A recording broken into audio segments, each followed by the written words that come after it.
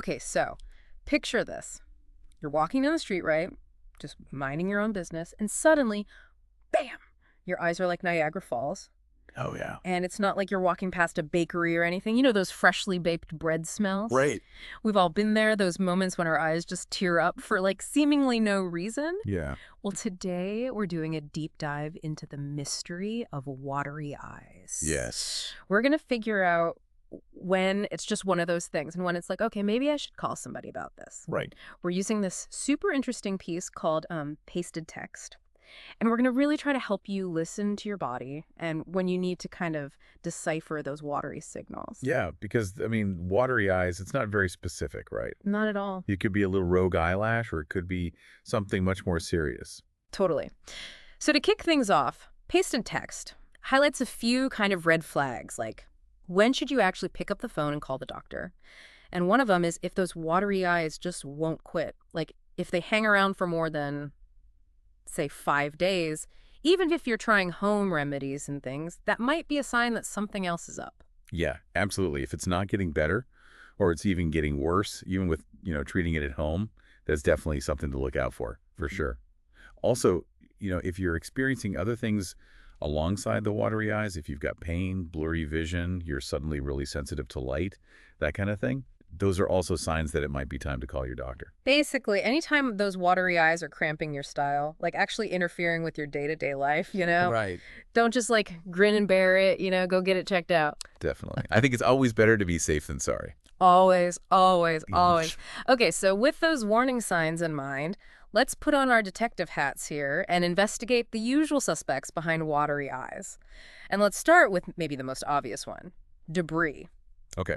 So we're talking about those tiny little intruders that always find their way into your eye at the worst possible moment. Oh, yeah, those things. You know what, though? Our eyes are actually pretty smart. Pasted text talks about this. Our eyes are equipped with tears for a reason. It's like a natural defense mechanism. So those tears are like they're rushing in to try to wash those particles away. It's like, not today, Dust Bunny, get out of here. Exactly. But how do we know when it's like a simple speck of dust versus something that actually needs, maybe a professional opinion? Like, what if it's actually a scratch on the eye? Right. Well, that's where those other symptoms we talked about come in. If you've got really intense pain, redness, or if you really feel like there is something stuck in there, or if you've tried to flesh it out and the tearing just won't stop, that's when you definitely want to see an eye doctor. Yeah. We don't want any, debris-induced drama. No, thank you. Yeah. Okay, so we've ruled out debris as our prime suspect. Let's move on to a culprit I think we've probably all encountered at some point. Pink eye. Ugh, I can already feel that itch coming back. Oh, pink eye, or conjunctivitis, as we call it in the medical world, that's a tricky one. Fancy. Because there are two different things that can cause it, right? Bacteria or viruses. Pasted text does a good job of explaining the difference. Okay, so it's like the same crime scene, but there could be different perpetrators. Right. This is getting juicy. But how can we tell who the culprit is behind those itchy red eyes? Well, it's tricky because a lot of the symptoms are very, very similar. Like whether it's bacterial or viral conjunctivitis, you're probably going to have redness, you'll have itchiness, maybe some sticky discharge, the works. The real difference is in how you treat it. Bacterial conjunctivitis, you're usually going to need antibiotic eye drops to clear it up, whereas the viral kind tends to just kind of resolve on its own, usually within a week or two. Okay, so whether you've got the bacterial or the viral kind, sounds like it's a good excuse to stock up on tissues. Yes. And maybe just not share any eye makeup for a while. Definitely not. Right. Rest, fluids, good hygiene. Those are going to be your best friends when you've got pink eye. Solid advice. Speaking of things that make our eyes water, let's talk about allergies and irritants. Oh, don't get me started. It's like they're these invisible foes. They're lurking around every corner, just waiting to make our eyes water and our noses run. And what's interesting is we always think of watery eyes and allergies in the springtime, right? With all the pollen. But pasted text points out that you can actually have these issues any time of year. Oh, tell me about it. It's not just pretty flowers that can trigger things. I once had this sneezing fit. I'm talking epic, all because of a scented candle. Oh, no. Turns out, certain smells, they're like kryptonite to my sinuses. Yes. It's not just the pollen. We're talking dust mites, mold, pet dander. Those are year-round. And then you've got those sneaky irritants like perfumes, cleaning products. I mean, even hairspray can trigger those inflammatory responses. It's true. And then you've got watery, itchy eyes and a whole bunch of other symptoms you just don't want. So we've tackled debris, pink eye, allergies, all those, like, usual suspects. Now let's get into some of the lesser-known culprits, starting with blocked tear ducts. Yeah.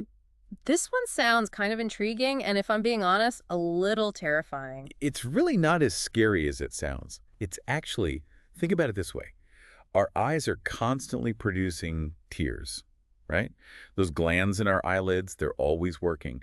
And those tears, they flow across the surface of our eyes, keeping everything lubricated and clean. It's like a built-in lubrication system. Exactly. So smart, these eyes of ours. They are. And every good system has a drainage system, right?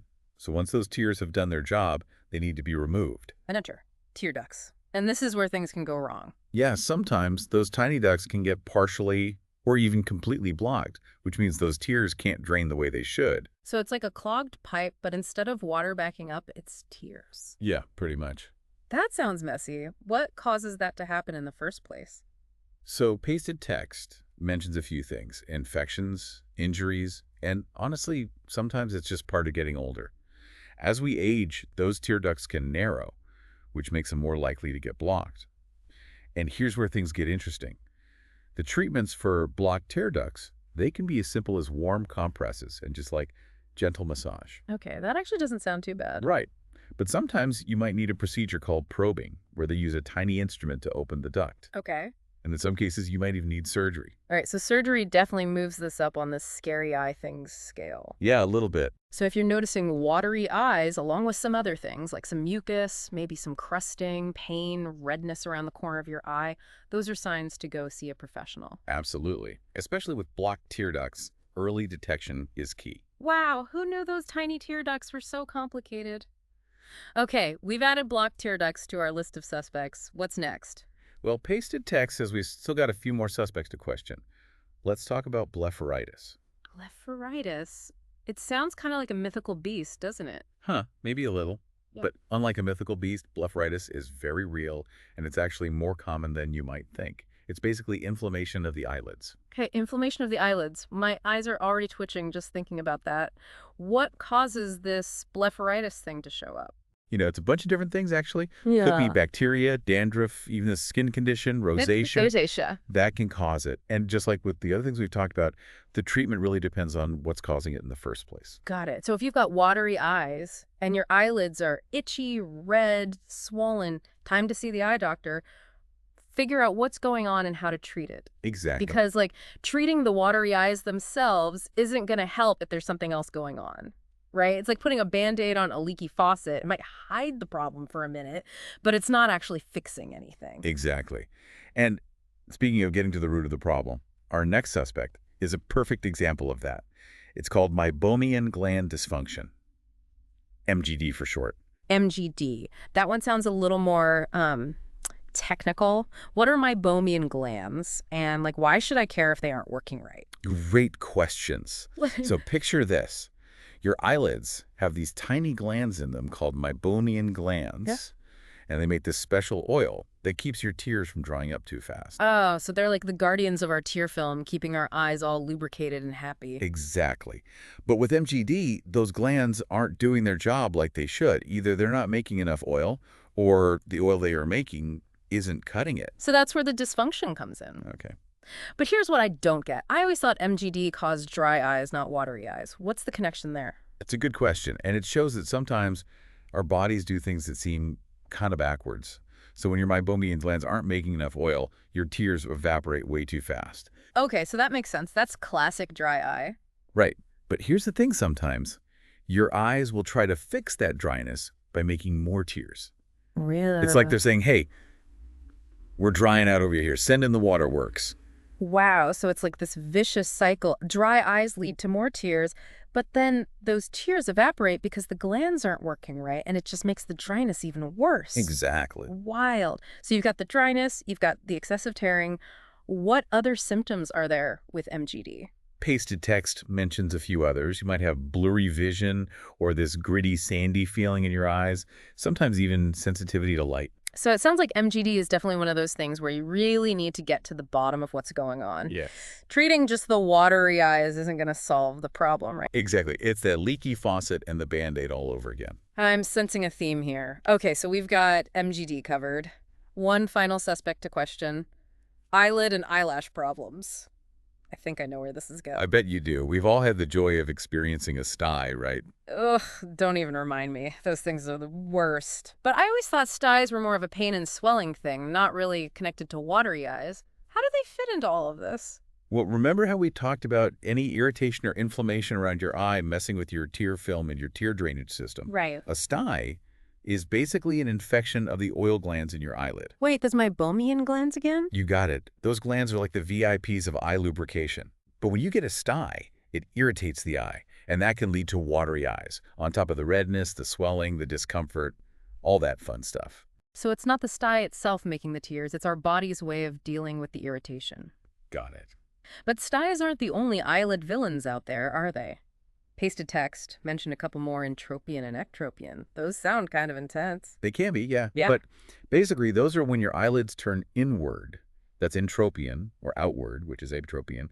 And you can imagine when your eyelids aren't in the right position, it can really mess things up with your tear film and your tear drainage system. Right, because the eyelids are kind of responsible for spreading the tears out evenly across your eye and then moving them towards the tear ducts to drain away. Exactly. So if the eyelids are out of whack, it's going to disrupt that whole process. Exactly. And that disruption, as we've seen over and over again today, can show up as, you guessed it, watery eyes. Okay, wow. We have covered a lot of ground in our watery eye investigation today. We've talked about the common culprits like debris, pink eye, allergies, and even some of those lesser known ones like irritated meibomian glands and those surprisingly complex tear ducts. So after all that, what are the main takeaways for our listeners? So many things to think about. It seems like watery eyes are like the secret code our eyes are sending us, and we're trying to crack the code, figure out what's going on. Yeah, that's a great way to put it. And I think the most important thing to remember is most of the time, it's really no big deal. Okay, good. It's just your body doing its thing, Huh. reacting to something in the air or a little piece of dust, whatever it is. It's like an eye sneeze. Exactly. Yeah. But, and this is important, you've got to be able to spot those red Yeah, flags. those warning signs. Yeah, those signs that something a little more serious might be happening. Like having that mental checklist just in case. Yes, Yeah. exactly. So if those watery eyes are hanging around even after you've tried to make them better, if there are other weird symptoms happening at the same time, or if they're really messing with your life, don't wait. Call your eye doctor. Because, like we've been talking about, sometimes watery eyes are just the tip of the iceberg. There could be more going on underneath. Yes, exactly. And that's what I think is so interesting. Pasted Text does a great job, right? Yep. It lays out all these common things that can cause watery eyes and how to deal with them. But remember how we were talking about being detectives? Yeah. We've looked at the usual suspects. But what about, like, the bigger picture? What's the environment? Ooh, okay, now I'm really curious. What do you mean? Well, think about it. We live in a world that's full of stuff that can irritate our eyes. We're always looking at screens. True. We're breathing polluted air. Even the way we heat and cool our homes. All of that can affect our eyes. It's like our poor eyes are caught in the middle of it all. Yes. And Pasted Text doesn't really get into that too much, but I think it's important to keep in mind because all those things can contribute to dry, irritated, and, yes, watery eyes. So it's not just what's going on in our eyes, it's what's happening all around us, too. Exactly. It's a whole other layer to the mystery. I love it. It shows how important it is to think about the whole picture, not just one thing at a time. We can learn about all these different eye conditions, which is great, but we also have to pay attention to our surroundings. How's all this stuff affecting our eyes? So it's like we're putting those detective hats back on, but we're investigating the whole crime scene, not just the suspects. Right. Love it. So what can people do to make their environment a little more eye-friendly? That is the question, isn't it? Pasted Text doesn't really touch on this specifically, but I think it's a natural next step in the conversation. We've got to think about reducing our screen time whenever possible, making sure we're blinking regularly, drinking plenty of water to stay hydrated that helps with tear production, and even using a humidifier, especially in the winter, to put some moisture back into the air. It's like we're creating a little safe haven for our eyes, protecting them from all that stuff they have to deal with every day. Exactly. And remember, it's all about those small changes we make consistently over time. It doesn't have to be this big dramatic thing. Just work those little eye-friendly habits into your routine, and you'll be surprised at what a difference it can make. This has been amazing. I feel like my eyes have been opened, literally. Yeah. We went from those everyday moments when our eyes water to learning about how tear ducts work, which, wow. And now we're talking about how the world around us affects our eyes, too. It's been great. I love digging into this stuff with you. There's always more to learn, but I really think our listeners have a lot to think about now. They've got the knowledge to start figuring out those watery eye clues and to take care of their eye health. And maybe they're feeling inspired to go investigate their own environment a little bit. I hope so. See what they can do to make things better for their eyes. So, to everyone listening, next time your eyes start to water, just remember it might be more than meets the eye. I like that. Maybe it's a little speck of dust, or maybe you're watching a really moving commercial. Happens to the best of us. But whatever it is, pay attention to those signals, listen to what your body's telling you, and if you're not sure, don't hesitate to get help from a professional. Couldn't have said it better myself. Because knowledge is power, right? Especially when it comes to our health. Absolutely. Thanks for joining us on this watery-eyed adventure. We'll see you next time. Until then, stay curious.